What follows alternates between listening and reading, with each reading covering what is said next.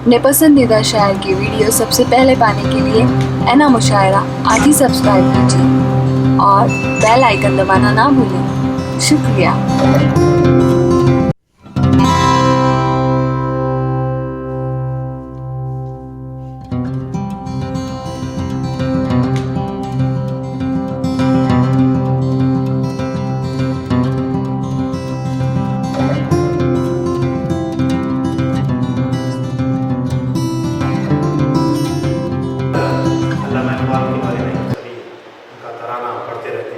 अल्लामा जब आला तालीम के लिए 1905 में यूरोप का सफ़र तय करना हुआ तो लाहौर से पहले दिल्ली आए।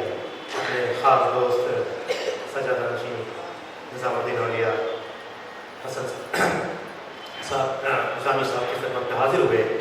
वहाँ एक लफ्ज़ पढ़ी थी उन्होंने, जिसका लफ्ज़ दुआ बन के कबूल हो गया। कहा उन्होंने, चमन को छोड़ के निकला हूँ मसले न करते गुल, हुआ है सब्र का मंजूर इम्तिहान मुझको, और चली है लेके वतन के निगार खाने से शराब इल्म की लज्जत कशा मुझको।